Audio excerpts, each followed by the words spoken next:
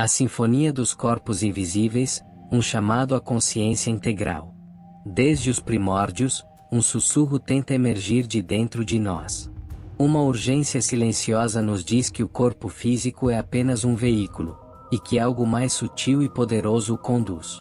Quem somos? De onde viemos? Para onde vamos? São perguntas ancestrais, mas eternamente pulsantes. Buscamos respostas nas estrelas, nas escrituras, na ciência e na alma.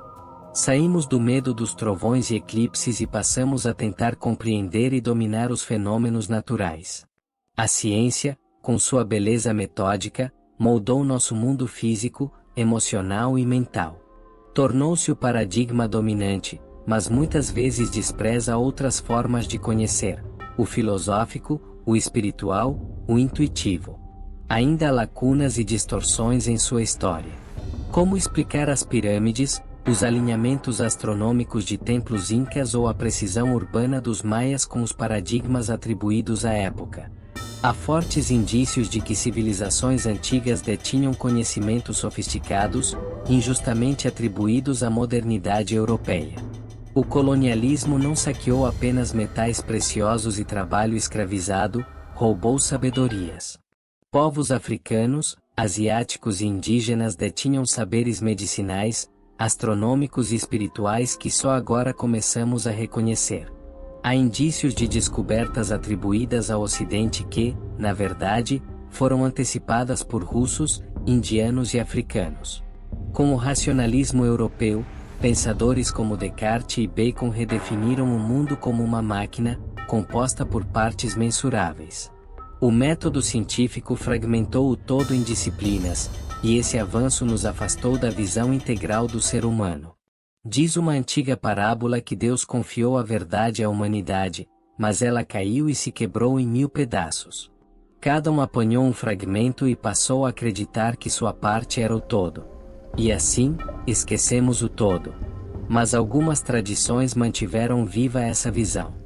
Culturas ancestrais e correntes esotéricas sempre viram o ser humano como multidimensional, composto por corpos físico, astral, mental e espiritual, todos interligados e interdependentes. O ocultista Gareth Knight descreve 4 mundos interpenetrados. O físico, estruturado por forças que mantêm a coesão da matéria. O astral, onde vibram emoções, desejos e imagens. O mental, repleto de ideias e intuições superiores.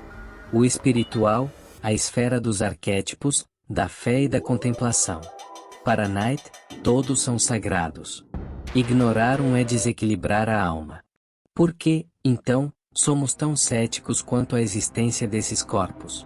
Porque vivemos imersos no plano físico, moldados por uma sociedade que estimula o viver para fora, através de imagens, desejos e distrações contínuas. Os meios de comunicação, aliados à psicologia do consumo, criaram uma realidade limitada. Como moscas num frasco fechado, mesmo quando a tampa é retirada, não acreditamos que podemos sair. A ironia é que a própria ciência nos revela as limitações dos sentidos.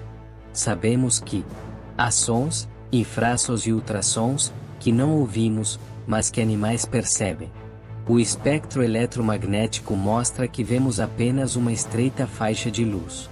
Algumas cobras sentem o infravermelho, morcegos navegam pelo som, tubarões captam eletricidade.